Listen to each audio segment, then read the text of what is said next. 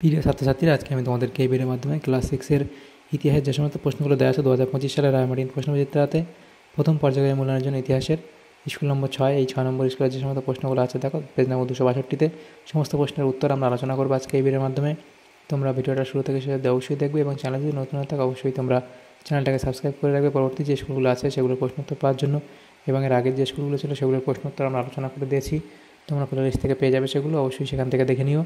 আর এই প্রশ্নোত্তরের পিডিএফ তোমরা পরবর্তীতে আমাদের টেলিগ্রাম চ্যানেল থেকে পেয়ে যাবে। ডেসক্রিপশনে আমাদের টেলিগ্রাম চ্যানেলের লিঙ্ক দেওয়া হচ্ছে। তো 6 নম্বর স্কুলে যে প্রশ্নগুলো আছে দেখো, একের দাগে বলা আছে সঠিক উত্তরটি নির্বাচন করো। একের দাগে একের প্রশ্ন, মানুষ নিজেদের যে কোনো পরিবেশে মানিয়ে নিতে পেরেছে তার এটা কি সংস্কৃতির জন্য, অপশান সি।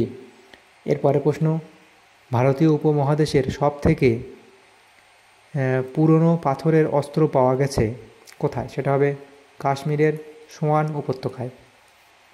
এরপরের পেজে প্রশ্ন ছিল 3 নম্বর প্রশ্ন, ভীমবেটকা বিখ্যাত, এটা হবে গুহায় আঁকা ছবির জন্য। এরপরে মহেঞ্জোদারো কথার অর্থ কি? মৃতের স্তূপ, অপশান বি। এরপরের প্রশ্ন দেখা হচ্ছে যে সবচেয়ে বড় স্নানাগার দেখতে পাওয়া যায়, সেটা হবে কি? মেহেরগড়ে। এরপরের যে প্রশ্নটা আছে দেখো, এমসিকিউ প্রশ্নগুলো হলো, এরপরে প্রশ্নগুলো হলো কি? এরপরে শূন্যস্থান পূরণ করতে দেওয়া আছে 2 দাগে নিম্নলিখিত প্রশ্নগুলির নির্দেশানুসারে উত্তর দাও। 1 দাগের প্রশ্ন, শূন্যস্থান পূরণ করো। উত্তরপ্রদেশের ড্যাশ দুদিকে ধারওয়ালা ছুরি পাওয়া গেছে, এটা হবে কি? সরাই নহর রাইতে। তাহলে এখানে লিখে দিই, এটা হবে সরাই নহর রাইতে।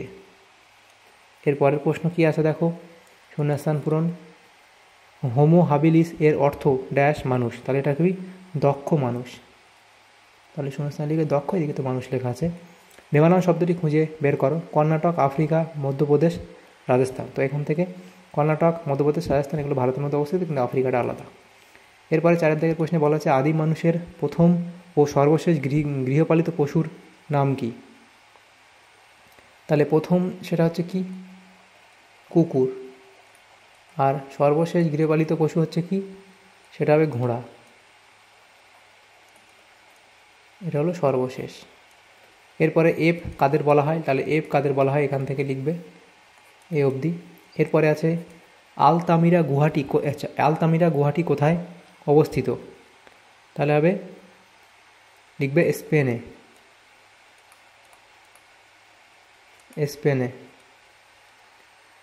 এরপরে প্রশ্ন দাবানল কি? তাহলে দাবানল সম্পর্কে এখানে লিখবে এ অবধি। এরপরে প্রশ্ন ছিল মেহেরগড় সভ্যতার অন্যতম বৈশিষ্ট্য কি? তাহলে মেহেরগড় সভ্যতার অন্যতম বৈশিষ্ট্য লিখবে কি? এটা হবে কৃষি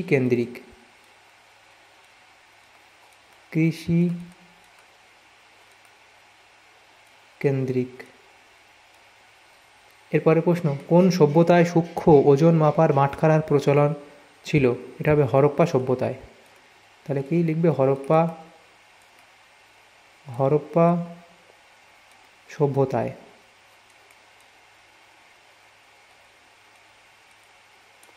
এরপরে প্রশ্ন 3 দাগের যে প্রশ্নগুলো আছে দেখো, বলা আছে 3 দাগের প্রশ্ন, 4 দাগের 5 দাগের প্রশ্নগুলো নেক্সট পেজে আমরা আলোচনা করব।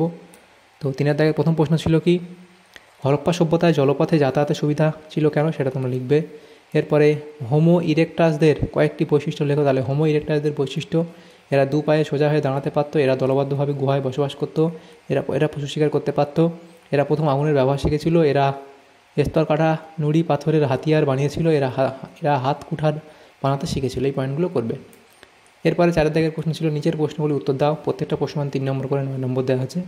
1 দাগে বলা আছে পুরনো পাথরের যুগে আদিম মানুষের জীবন কেমন ছিল? তাহলে পুরনো পাথরের যুগে আদিম মানুষের জীবন খুব কষ্টের ছিল।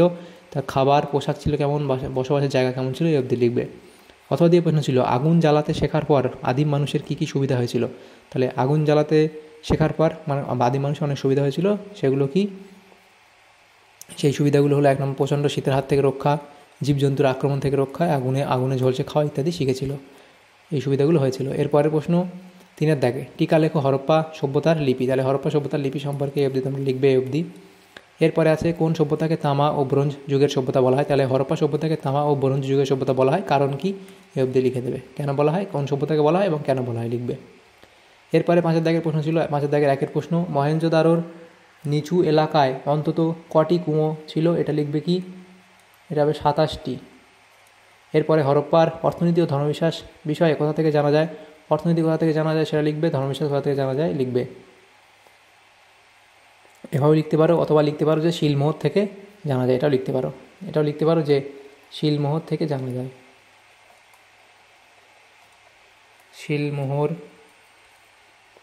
শিলমোহর থেকে, যেহেতু 1 নম্বর দেওয়া আছে সেটা এটা লিখলেও হবে, যে শিলমোহর থেকে এটা লিখলেও হবে, বা এভাবে তোমরা লিখতে পারো। এরপরে প্রশ্ন ছিল মেহেরগড় সভ্যতার প্রাচীনতম পর্যায়ের বর্ণনা দাও, তাহলে মেহেরগড় সভ্যতার প্রাচীনতম পর্যায়ের বর্ণনা এই অবধি তোমরা লিখবে। তো এটা তোমরা লিখতেও পারো, এই যে ধর্মবিশ্বাসের কথা জানা যায়, এটা শিলমোহর থেকে লিখলেই হয়। এটা তোমরা নাও লিখলে, এটা মনে করলে নাও লিখতে পারো, এটা লিখলেই হবে এটা। এরপরে প্রশ্ন ছিল 2 দাগের প্রশ্ন, পুরনো পাথরের যুগ ও নতুন পাথরের যুগের পার্থক্য লেখো, আদিম মানুষের যাযাবর ছিল কেন। তাহলে পুরনো পাথরের যুগ আদিম এবং নতুন পাথরের যুগের মধ্যে পার্থক্য, সময়কাল, হাতিয়ার, জীবিকা, বাসস্থান, এগুলোর উপর ভিত্তি করে পার্থক্যগুলো লিখবে। এবং পরের পার্ট যেটা ছিল আদিম মানুষ যাযাবর ছিল কেন, সেটা লিখবে যে আদিম মানুষ কেন যাযাবর ছিল, যাযাবর জীবনযাপনের কারণ, খাদ্য সংগ্রহ, শিকার ও ফলমূল জোগাড় ইত্যাদি পয়েন্ট করে এই অবধি লিখবে। তাহলে দেখো আমাদের এখানে যে প্রশ্নগুলো ছিল, আমাদের ক্লাস 6-এর ইতিহাসের যে প্রশ্নগুলো ছিল প্রথম পর্যায়ের মূল্যায়নের জন্য 6 নম্বর স্কুলের সমস্ত প্রশ্নের উত্তর আমরা আলোচনা করলাম আজকে এই ভিডিওর মাধ্যমে। তোমাদের যদি সামান্যতম উপকার এসে থাকে ভিডিওটা, অবশ্যই লাইক করে বেশি বেশি করে বন্ধুদের সাথে শেয়ার করবে। আর পরবর্তী যে স্কুলগুলো আছে সেগুলোর প্রশ্নোত্তর পাওয়ার জন্য অবশ্যই তোমরা আমাদের চ্যানেলটাকে সাবস্ক্রাইব করে রাখবে। Thank you, thanks for watching.